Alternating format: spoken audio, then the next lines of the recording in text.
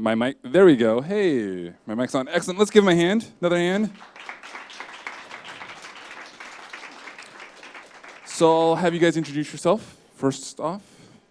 Hello. Okay. I'm Jordon Hodges. I played Noah. I'm the writer and the producer. Thank you. I'm Scott Jemison. I'm Cloud and one of the exec producers on the film.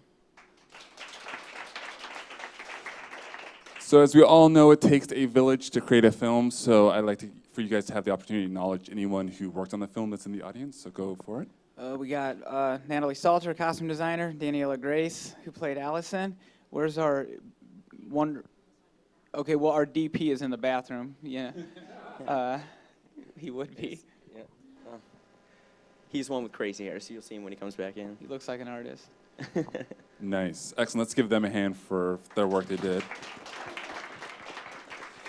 So with these Q&As on the feature films, we always like to start off with the story and the script because that's the first place you can't have a film without it. So can you talk about that process of how that story and script kind of came to be? As actors, you know, you want a good story, and it's hard to find that, I think. So I just I wanted a drama, and I just decided to do it myself. I very much wanted to talk about the rise and fall of a family, something that's personal to me. We shot in my hometown, yeah, I just the kidnapping thing actually came a little later. That just became the catalyst for the tragedy, and to put where the family's in. That's what the name Sandcastles means. It's like a castle, the fragility, and you can build it up. One wave or one tragic event can knock it down, but it can always be rebuilt. Yeah. And then as you wrote the script, you had a writing partner. Can you talk a little bit about that process? Yeah, he would come over, and we would just hash out like the story to just get it long enough for a feature, and just bounce ideas back and forth for a while, and then he had to take off with something else, and I kind of started on a blank page again, and open final draft, and it took a year and a half. That's the thing. It's if you're gonna work that hard on it, I mean, don't sell yourself short about if there's some funky feeling like it feels weak, like work on it till it's done. And then how did you, after the script was done, did you start building your producing team? What was kind of the next steps for you? I found my director. I went to a festival here. I forget which one. But yeah, Clint Verde Rose, and I had worked with him before in Detroit, and we just really got along, and I liked his film. I showed him the script, he really liked it, and then me and him spent probably like a month or two. We would meet like a couple times a week for like 15 minutes at Fresh and Easy in Hollywood, and he would tell me like some things he was thinking. I would jot a bunch of notes down. I would go back, to the computer at night, work for several hours, send him the next draft. He'd read it, a few more notes, and he really worked on that to sculpt that with me for a while. And I knew my DP, worked with him before, and so things just kind of started going like that. Which he's now back in the house over there, so we'll acknowledge him. So, raise your hand. There you go. And then after that, what was the next phase? It's kind of how did the kind of pre-production get into the fold? How did you know Scott this whole time, or did he come? How did you guys kind of start working? I knew the director ever since I moved out here from Pennsylvania originally, and we just met through friends. And he told me about a script he had, sent it to me. I fell in love with it, and I was like, I need to meet this writer. So Jordon and we met at the Coffee Bean on Sunset Boulevard, typical Hollywood thing. And I thought we were going to talk for about 30 minutes, and hopefully he liked me. And we ended up being there for... We closed down the place. Yeah. Like a bar. And been brothers ever since. Very cool. So it says that you had, quote unquote, 3 EPs, 2 producers, 1 co-producers, and 1 associate producer. We were talking about in the green room, especially when an actor is starting to create their own work, that it's so important to build that team. So kind of talk about team building in this process for you.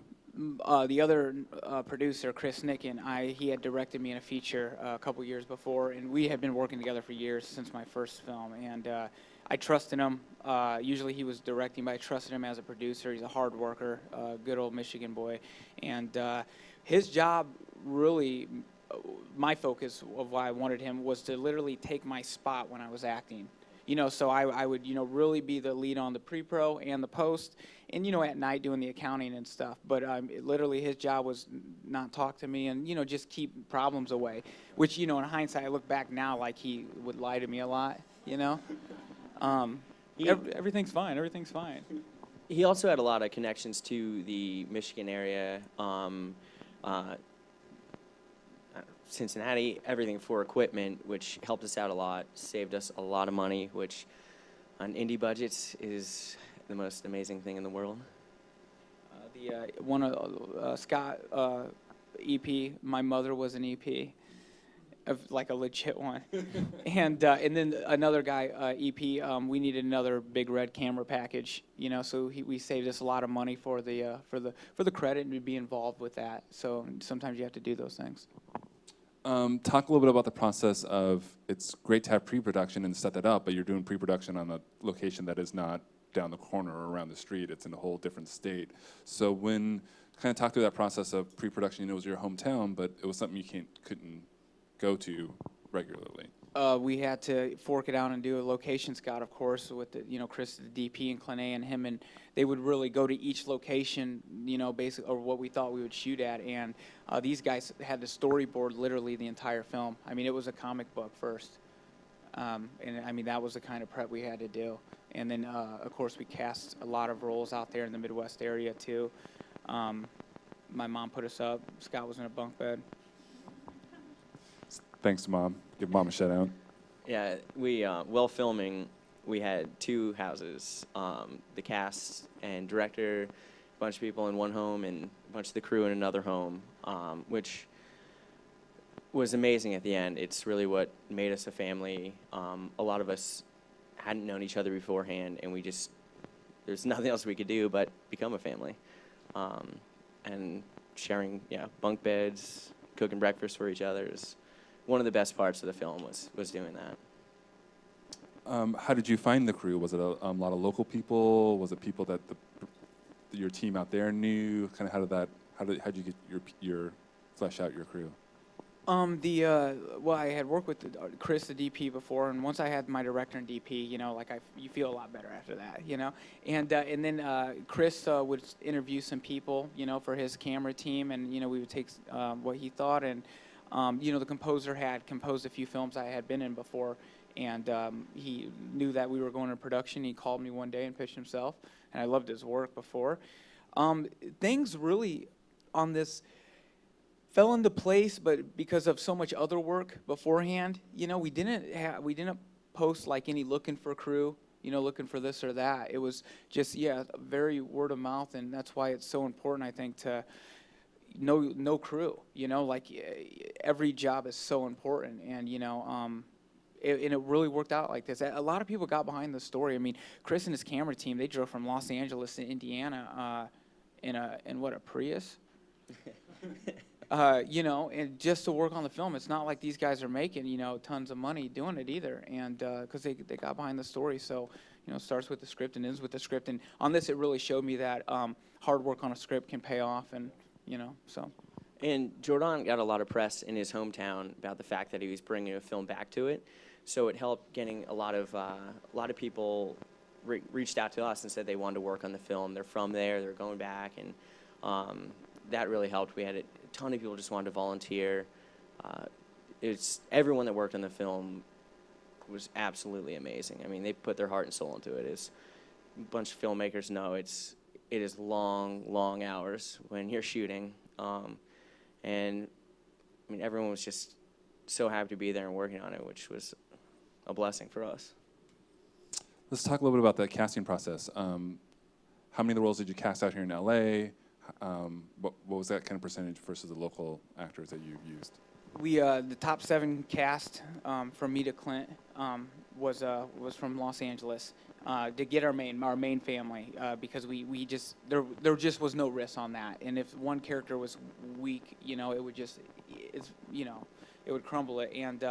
And then the rest of the roles, we cast it in Indiana at the big theater we show in Goshen there, and people came from Chicago, Cincinnati, Kentucky, Tennessee, like the entire Midwest, and we didn't use a casting director. I mean, one thing is budget reasons. Others is there's not a ton of casting directors in Indiana. But two, I kind of took the approach with it that, if somebody has a courage to audition, and they do the work and they show up, like, I'm going to give them the time. Like, who am I to say no to your dream when I have it? And that really was such a blessing to do that, because so many of the roles that we cast, they took a totally different approach than I thought when writing it.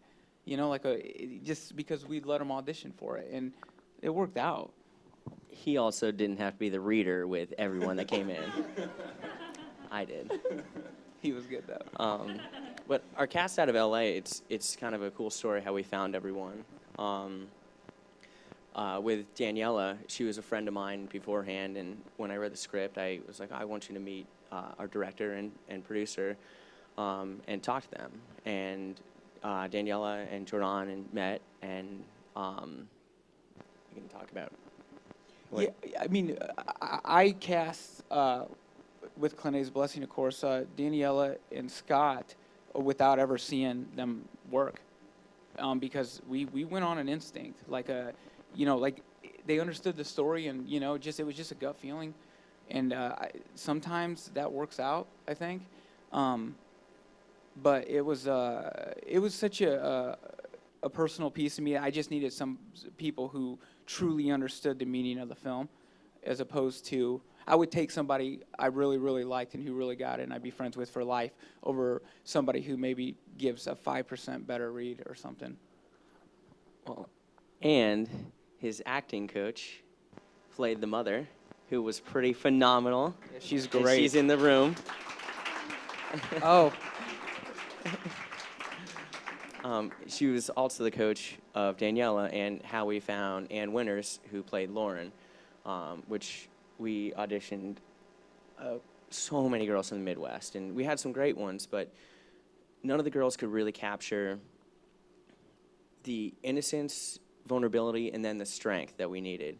Like an ethereal thing, you know? And we all had our ideas of, I like this girl, I like this girl.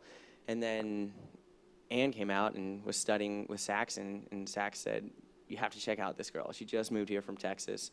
She sent a tape in, and I don't know, we were all in different parts of the country, and I remember I just got an email from them that were, just watch this take, and she blew us out of the water. As actors being behind the table now, what advice do you have for the actors in the room when auditioning? That you're human and you're good enough. There was not one actor who I thought was bad. Like everybody was just a different approach, different takes, different viewpoints of life. And it helped me, of course. Like, I was like, wow, like if you just go in there and do your work, like you're human, you're good enough. Like a fingerprint, you're like so unique. And so people were like, we had non-actors come in and, easily would be like, no, they can't act. But there wasn't one I can think of we auditioned, I don't know, 150 people, like in 2 days. And there wasn't one I would be like, oh my gosh, like that was not good. Like everybody had like something, some human magic. And, it opened my eyes to my own process. Yeah, and some people we cast just because who they were. And our director was like, I know I can get a performance out of them. And we just really loved the people. We had a girl that drove, where did she drive? She came from Atlanta, Georgia on her birthday money to Indiana. We cast her on the spot. Yeah. We were all like crying and hugging. We're like, oh my God. And just for, a small role, she played the nurse at the hospital. Mm-hmm.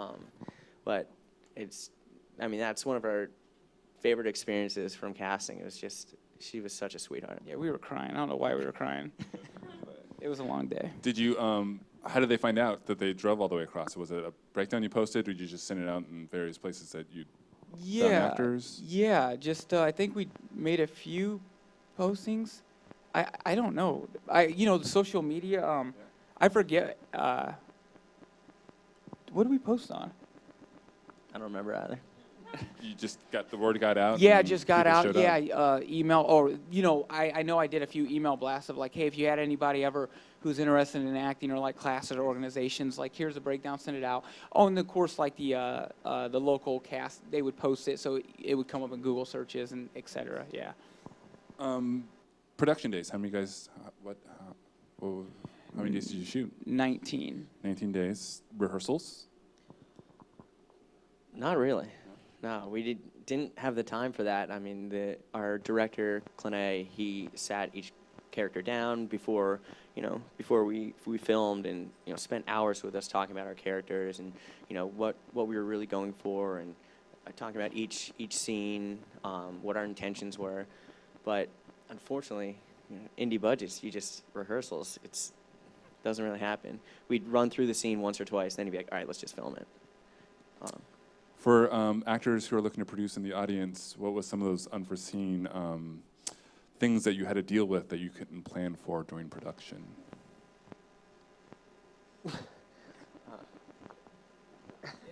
I mean, like waking up and your 4-ton grip truck is like 3 feet in the ground from the rain. Losing a location, we lost our restaurant ASAP. I mean, we did a lot of prep, and that's just what you have to know. Like, these things will happen, but that ball is rolling so much that it's not going to stop. Like, you will figure it out, and like, it's scary to think about, but like, you'll figure it out. And, we had an actor end up in jail one night. And, he was there to shoot the next day, so the whole time, producing, trying to get him out, with bail bondsmen and stuff. And just the fact that no matter how you plan it out, days are always going to take longer.